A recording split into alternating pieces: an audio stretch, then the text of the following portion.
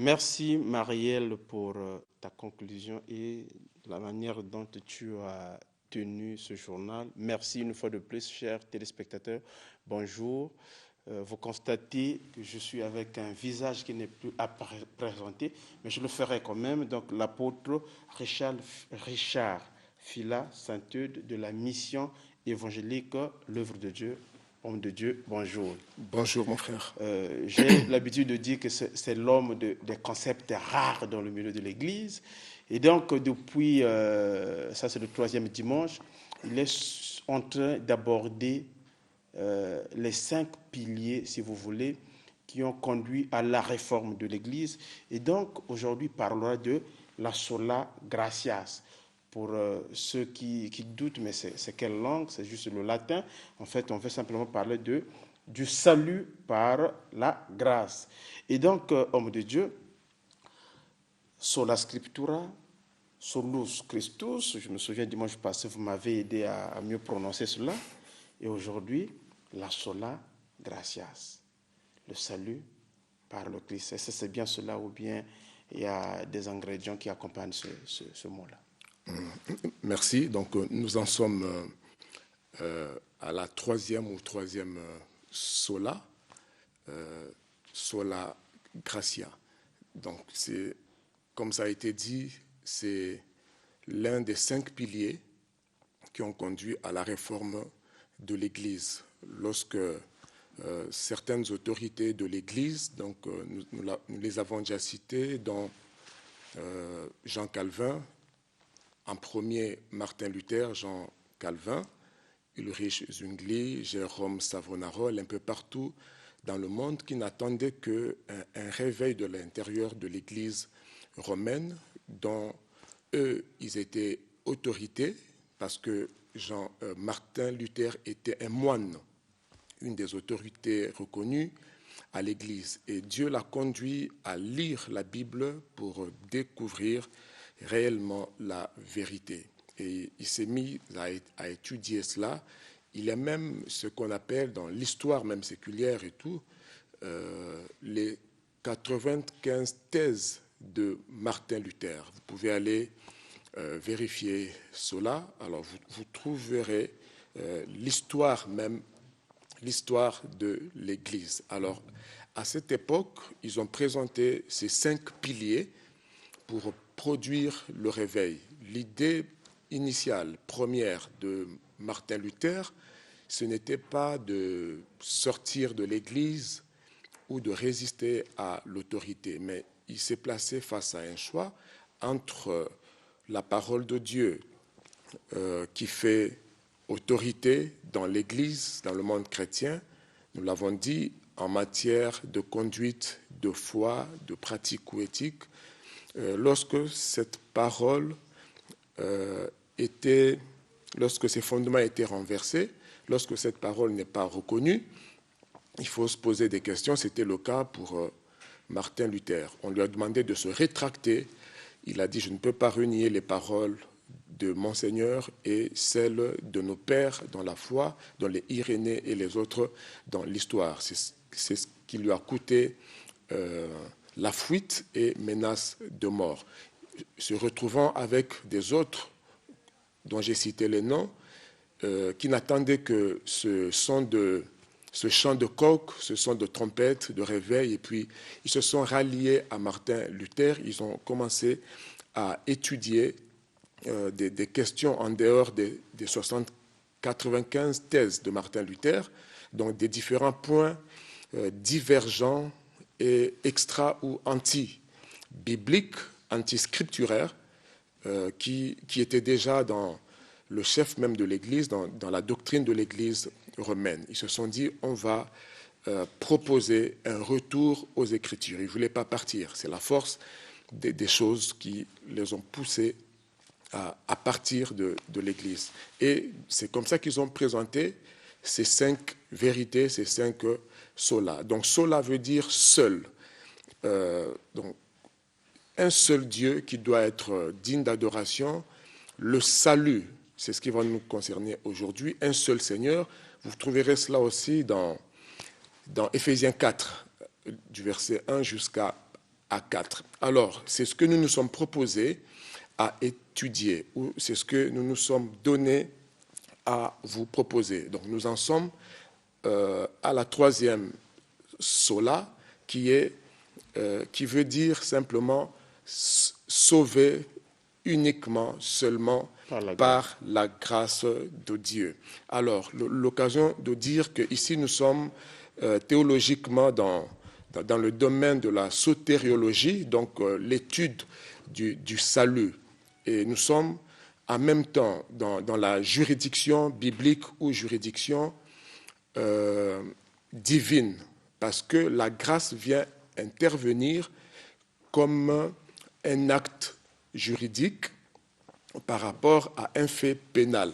Donc l'homme avait péché. Dieu est un Dieu de justice et il a voulu manifester sa justice. Donc l'homme se retrouve comme un condamné à mort. Là, nous sommes dans la juridiction divine où il y a des lois, si vous voulez, pénales, bibliques. Même à l'époque des Juifs, donc sous les Romains, il y avait également une loi pénale qui a fait que Jésus-Christ meurt sur la croix. En même temps, c'était une sorte de supplice romain, mais dans la loi des Juifs, il y avait des dispositions pénales. Celui qui, comme dans l'Ancien Testament, celui qui tue par l'épée, meurt par l'épée. Voilà, meurt par l'épée. Donc, c'était une loi ou une disposition pénale. Donc, Dieu étant un Dieu de justice, il avait établi des lois. Le péché, la Bible dit, c'est la transgression de la loi. Alors, l'homme s'est retrouvé dans le péché et à cause de Satan, qui est un être réel.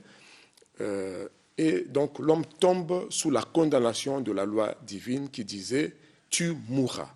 Et cette mort, avant d'être la mort physique, ça veut dire la cessation de vie terrestre ou de vie physique. Elle est d'abord la séparation d'avec Dieu. Et c'est ça la mort spirituelle. Donc Adam et Ève, quand ils ont péché, ils sont morts, bien qu'existant physiquement. Ils sont morts de la mort spirituelle, qui veut dire séparés de Dieu. Dans toute mort, il y a une séparation. Même quand il y a la mort physique, c'est la séparation entre l'âme attachée à l'esprit de l'homme et ce corps. Car tous sans péché sont séparés de la gloire de Dieu. Privés, séparés justement de la gloire de Dieu. Et Dieu, dans son amour, est confronté à sa propre justice. Il fallait sauver l'homme. Il avait établi sauver l'homme par le sang. Mais il n'y avait plus de sang pour sauver l'homme. Il fallait qu'il trouve un sang pur que la terre n'avait plus, que l'humanité n'avait plus. C'est comme ça que, dans son monologue au ciel, comme je dis souvent ici, il parlait à lui-même comment faire, et il s'est dit à lui-même, dans la vision depuis le ciel, tu m'as formé un corps, et je viens pour faire ta volonté. Donc Dieu lui-même a prévu trouver un corps humain ici sur la terre en vue de la justification, de la rédemption de l'homme, parce qu'il fallait sauver l'homme. Donc l'un des buts pour lesquels Christ soit venu, c'est trouver un sang pur pour répondre aux exigences de la juridiction divine, de la loi divine, de la justice de Dieu. Il fallait que quelqu'un de pur meure pour les autres. Et donc, c'est ce don qui est la grâce que Dieu a accordée à l'humanité. Et voilà. La question que je me pose, homme de Dieu, en vous suivant, est-ce qu'on peut finalement dire que le salut et la prédestination sont deux choses qui vont de pair? Bon, nous n'allons pas nous disperser, parce que la prédestination est un sujet très complexe. Je proposerais qu'on reste dans le salut, vu le temps, si vous accordez. C'est un sujet très important, mais ce qui est plus important, c'est la procédure juridique. Que l'on sache d'avance qui sera sauvé, qui ne sera pas sauvé, ce n'est pas ça qui sauve. Le plus important, c'est que Dieu a tellement aimé le monde qu'il a établi une procédure juridique pour répondre, pour surmonter la loi pénale qui condamnait toute l'humanité à l'enfer, qui est réellement une disposition spirituelle, pénale, parce que le salaire du péché, c'est la mort. Et le don gratuit de Dieu, c'est la vie éternelle en Jésus-Christ. C'est ça la grâce. Donc le plus important, c'est être sauvé des péchés dont nous avons sur nous, le péché d'Adam, le péché de nos ancêtres, les péchés personnels qui nous condamnent devant Dieu. Personne ne peut se justifier, dit la Bible. C'est pourquoi Christ est venu pour apporter le pardon de Dieu, donc travailler à la réconciliation de l'homme avec Dieu. Ce qui s'est passé sur la croix, ce n'est pas une parabole, ce n'était pas une vision. Il est mort physiquement, cloué il y a 2000 ans physiquement sur la croix, et il était en train de payer. C'était un sacrifice et un acte qui était réellement physique et réellement spirituel. Dans le monde invisible, il était en train de régler notre problème de séparation avec Dieu. Il ne faut pas en douter, parce qu'aujourd'hui, lorsque nous demeurons, nous nous voyons soumis aux puissances des ténèbres, donc ne doutez pas quant à la réalité du monde spirituel. Il n'y a pas que le monde maléfique, il n'y a pas que la sorcellerie, il n'y a pas que les malédictions, il n'y a pas que la magie et toutes ces choses, les esprits des eaux, les sirènes, voilà, qui combattent plusieurs personnes. Il n'y a pas que ça, il y a réellement le royaume de Dieu ici-bas, il y a réellement la justice de Dieu, le pardon de Dieu, la puissance de Dieu et la délivrance réellement au nom de Jésus. Homme de Dieu, dans Tite 2, verset 11, je lis, il est dit, « Car la grâce de Dieu, source de salut pour tous les hommes, a été manifestée. » Et quand je lis dans Romains au chapitre 9, verset 15, il est dit dans la parole de Dieu, Romains chapitre 9, verset 15, oui, verset 18, je pense, je me retrouve. Excusez-moi. Ainsi, il fait miséricorde à qui il veut et il endurcit qui il veut. Est-ce qu'en ce moment-là, la grâce tient compte, si vous voulez un peu, d'un certain effort ou vous avez tout à l'heure dit, vous ne voulez pas aborder la question le sujet de la prédestination. Et je voulais simplement dire, est-ce que la grâce est multidimensionnelle? Est-ce qu'on peut en parler de la grâce du salut pour tout le monde? C'est ce que vous évoquez. Est-ce qu'il y a une certaine grâce que Dieu peut accorder aux uns aux autres? Aujourd'hui, il l'a fait de vous apôtres, mais il ne l'a pas fait pour quelqu'un d'autre. Est-ce qu'en ce moment-là, on devrait aussi parler de la grâce de Dieu, ce qui nous différencie des autres, ce qui fait que X fait le même effort que vous obtenez quelque chose que l'autre ne l'a pas obtenu. Quand même, quelquefois, vous confessez la même foi. Ok, ça. Avant de parler de la grâce de Dieu, il faut parler de la souveraineté de Dieu. Dieu est Dieu, personne ne le juge, personne ne connaît sa pensée profonde. Il a établi certaines lois et il a établi ce qu'on appelle en théologie des dispensations. On n'est plus à l'âge de l'innocence où étaient Adam et Ève à l'époque. On est déjà entré dans une dispensation de conscience et tout ça, etc. Donc l'homme est devenu responsable. Dieu a dit, je mets devant toi la vie et la mort, choisis la vie, la bénédiction et la malédiction. Dieu honore notre conscience, il nous a fait don de conscience. Et il respecte cette conscience, je me tiens à la porte et je frappe quiconque entendra, etc. Donc chacun de nous est libre de croire ou de ne pas croire. Jésus a dit, celui qui croira sera sauvé, celui qui ne croira pas sera condamné. Donc Dieu ne viole pas notre conscience. Il vient proposer et il n'impose pas. Celui qui croira sera sauvé. Donc il fait grâce à qui il veut. Quant au salut, c'est une grâce universelle en tout temps, pour toute génération, pour toute personne, dans n'importe quelle circonstance, pour toute classe sociale. Dieu ne fait exception de personne. Tout le monde aura l'occasion d'écouter l'Évangile et d'être sauvé. Chacun sera réellement jugé selon les opportunités qu'il a eues de répondre à l'appel de Dieu. Christ n'est pas mort à la croix pour rien. Il y a l'historicité des faits. À Golgotha, en Israël, on peut démontrer que Christ a été réellement crucifié, mort comme la Bible le dit, et conformément aux prophéties bibliques, pour accomplir justement ce dont il était venu faire, ce qu'il était venu faire, mourir pour sauver gratuitement l'humanité. Cette gratuité, cette grâce, cette faveur, cette miséricorde est accordée à tout le monde. Alors la notion ici de la prédestination ne concerne pas des individus personnellement, mais c'est la catégorie quiconque croira. Donc Dieu, dans sa préconnaissance, dans sa préscience, il sait qu'il y aura des gens. Alors dire aux gens qu'il y a des personnes qui sont déjà condamnées à mort contredirait la parole de Dieu. Dieu veut que tous les hommes soient sauvés. Ça restera un mystère, mais n'entrez pas dans ces discussions stériles.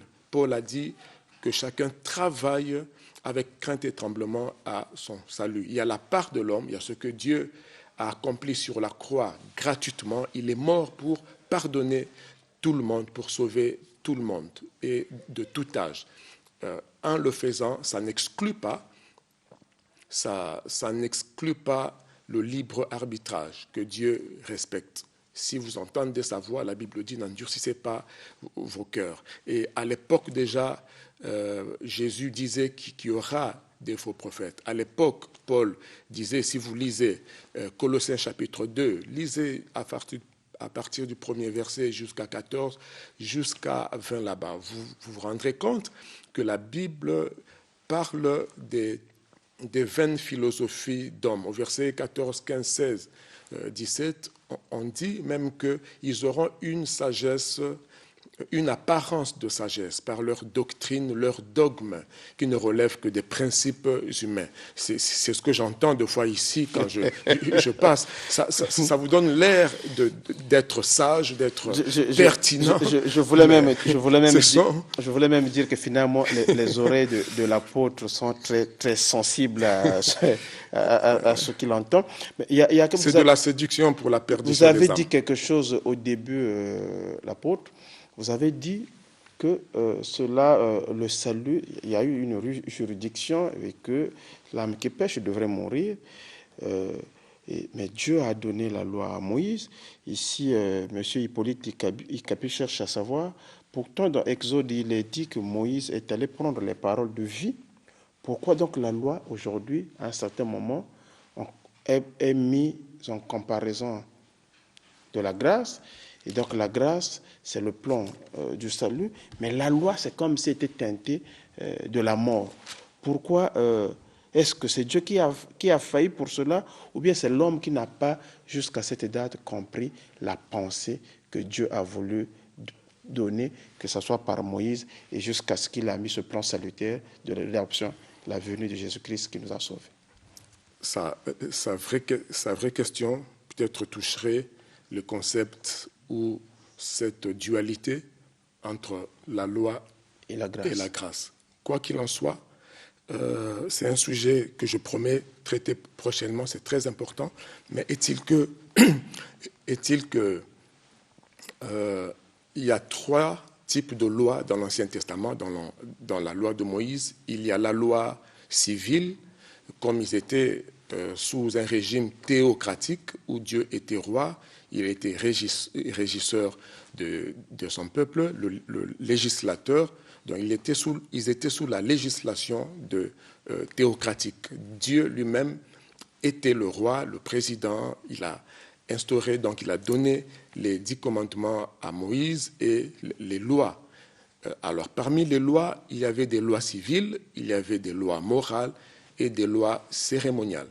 Quand la Bible dit que la loi ne passera jamais, Jésus l'a confirmé, il parle ici de la loi sacerdotale qui comporte un aspect de la juridiction divine, parce que là, il y a le sacrifice pour le péché, il y a des lois justement pénales pour punir les malfaiteurs, l'inceste, etc. Il a établi des lois pour diriger son peuple. C'est cette loi-là qui était tellement pénible, cette loi pénale, très pénible, que Jésus-Christ est venu supprimer par un seul sacrifice son sang. Ça a annulé toute la loi cérémoniale. Comment s'approcher de Dieu, brûler de l'encens, verser encore du sang, aujourd'hui porter tel vêtement sacerdotal, excusez-moi, les soutanes, les ceintures et toutes ces couleurs qui n'étaient que l'ombre des choses à venir. C'est ce que Jésus est venu abolir.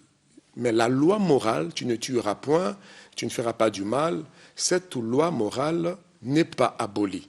C'est la loi cérémoniale, sacerdotale, rituelle qui est abolie. Donc, si vous arrivez à faire la différence, vous comprendrez très facilement que Jésus-Christ lisait Hébreux 8, Hébreux 9, Hébreux 10. Commencez même par Hébreux 7. Si la partie de Melchisédek vous complique, commencez un peu plus bas. Vous trouverez la loi du sacerdoce qui a changé, parce que la tribu aussi a changé, comme j'ai sous les yeux ici, en disant une nouvelle alliance, il a déclaré l'ancienne, il a déclaré ancienne la première alliance. Or, ce qui est ancien et ce qui a vieilli est prêt à disparaître. Alors, lisez la suite. La première alliance avait des ordonnances relatives au culte. Et alors, dans le culte, prévoyait une partie pour la juridiction divine, où il y a le sacrifice, où il y a les règlements, etc. Alors, si on comprend cela, on comprendra très bien que la grâce, ce n'est pas seulement une mesure juridique pour acquitter les malfaiteurs, les pécheurs que nous étions par le sang de Christ, mais c'est aussi un temps. Donc, je peux dire, la grâce, c'est aussi un temps de grâce. Merci beaucoup, homme de Dieu. On me fait savoir qu'on a même un dépassement du temps. Homme de Dieu, tous ceux qui veulent toutefois apprendre, continuer un peu à s'informer davantage, des contacts avec lesquels on peut vous joindre. Le contact habituel 06 903 c'est 51 14. 06 903 51 14. Vous avez compris, c'est donc la fin de questions-réponses. Il y a un message que je viens de recevoir. La grande bibliothèque et le Padre Balou Victor Nicéphore, le Saint-Père du cinéma congolais, je ne le savais pas. Et tous les acteurs du groupe Étincelle Cinéma soutiennent l'émission des 110 en la souhaitant succès et longévité. Nous te disons merci, monsieur Saint-Père. Je ne sais pas si vous êtes aussi le pape, ça on ne le sait pas. Studio 210 consiste donc la fin de questions-réponses.